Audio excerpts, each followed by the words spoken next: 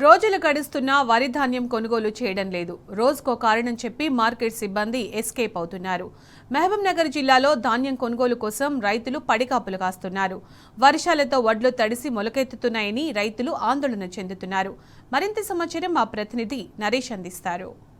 జిల్లాలో ధాన్యం కొనుగోలు నత్తనడకన కొనసాగుతున్నాయి. కొనుగోలు కేంద్రానికి ధాన్యాన్ని తీసుకొచ్చినటువంటి రైతులు 15 నుంచి 20 రోజుల పాటు ఎదురు చూడాల్సి వస్తుంది. ప్రస్తుతం మనం జడ్చర్ల పత్తి మార్కెట్లో ఏర్పాటు చేసినటువంటి కొనుగోలు కేంద్రం వద్ద ఉన్నాము. ఇక్కడ విజువల్స్లో చూడొచ్చు, వందలాది మంది రైతులు ధాన్యం తీసుకొచ్చి ఇక్కడ రోజుల తరబడి పడిగాపులు కాస్తూ ఉన్నారు. ధాన్యం కొనుగోలు చేయడంలో అధికారుల నిర్లక్ష్యం స్పష్టంగా కనిపిస్తుంది. 15 నుంచి 20 రోజుల పాటు కుప్పలుగా పోసినటువంటి ధాన్యం ఆరబెడుతున్నారు. ఆరబెట్టిన తర్వాత ఈ అకాల వర్షాలకు రైతులకు తీవ్ర నష్టాన్ని మిగుల్చుతున్నాయి. అకాల వర్షంతో రైతులు నిత్యం కూడా ఇబ్బంది పడుతున్నారు.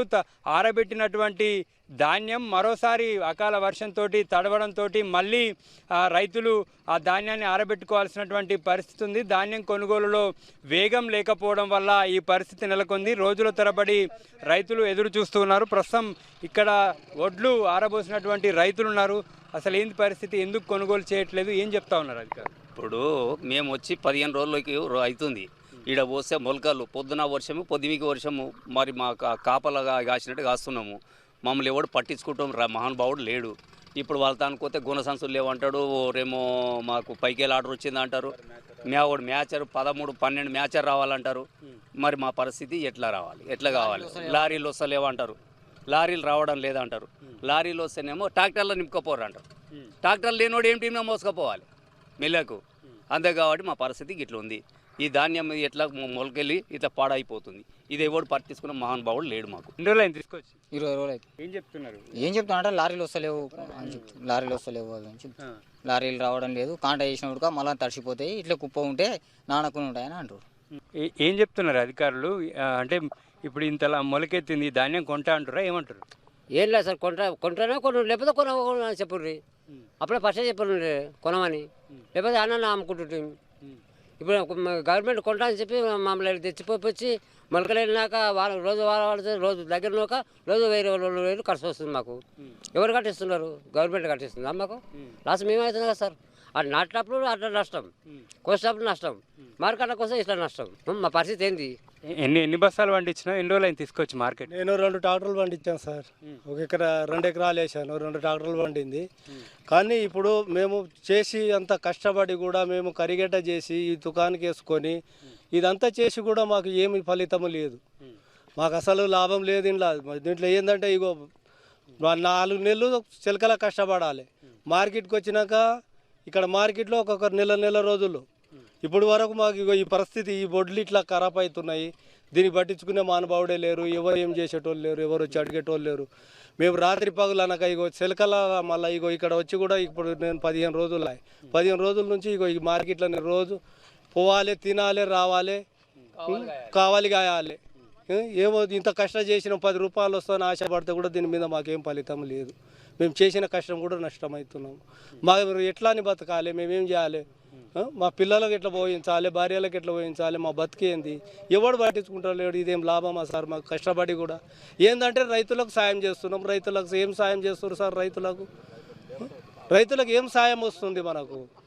రైతులకే ఇప్పుడు ఈ ధాన్యానికి మేము తెచ్చినాక ఒక 4 రోజులు 5 రోజులకు ఎండిపోతుంది. ఇది దాన్ని ఏం చేయాలి? ఎంబడే మాచర్ చూసుకొని మా ఎంబడే తీసుకుపోయి ఎంబడే కొనుక్కుంటే మాకు కూడా 10 రూపాయలు, మాకు కూడా ఈ ఆశ ఏదో మళ్ళీ వేరే పని చూసుకుంటాం.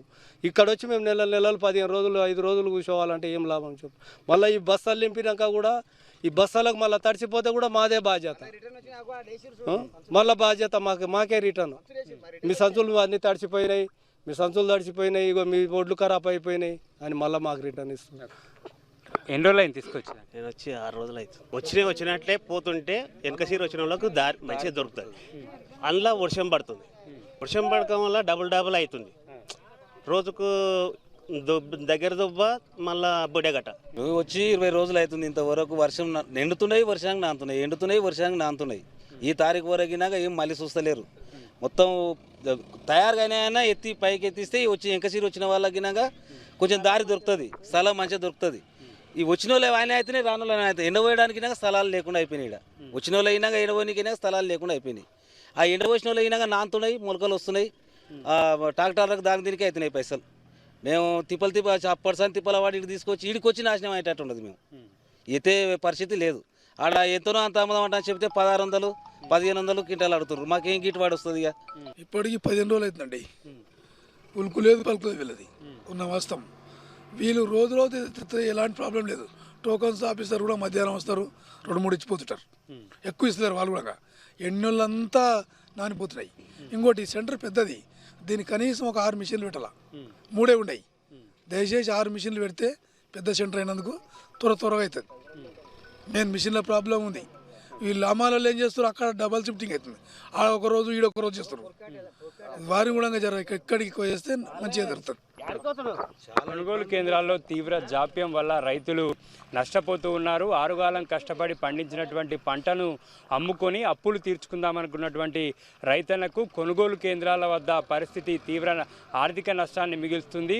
కుప్పలుగా పోసినటువంటి ధాన్యం అకాల వర్షంతో తడిసి ముద్దై మొలకెత్తుతున్నటువంటి పరిస్థితి నెలకొంది. వచ్చినటువంటి ధాన్యాన్ని వచ్చినట్లుగానే కొనకపోవడంతో ఈ పరిస్థితి నెలకొంది. ఇక్కడ అనేక రకాల సమస్యలను ఎదుర్కొంటున్నామని ఇటు టోకెన్ల జారీ నుంచి లారీల్లో కాంటా వేసినటువంటి ధాన్యాన్ని మిల్లులకు తరలించే వరకు కూడా తీవ్ర జాప్యం జరుగుతుందని, రోజుల తరబడి పడిగాపులు కాయాల్సినటువంటి పరిస్థితి ఉంటుందని, ఆరుగాలం కష్టపడినటువంటి పంట చేతికొచ్చి అమ్ముకునే సమయంలో ఈ రకంగా ఇబ్బందులు పడడంతో రైతులు కన్నీటి పర్యంతమవుతున్నారు. తమ ఆవేదనను వ్యక్తం చేస్తున్నారు. ప్రభుత్వం వెంటనే స్పందించి కొనుగోలు కేంద్రాల వద్ద సమస్యలను పరిష్కరించి రైతులకు కొంత సాంత్వన కలిగించేటటువంటి విధంగా అధికారులు వ్యవహరించాలని చెప్పి రైతులు ప్రభుత్వాన్ని డిమాండ్ చేస్తున్నారు.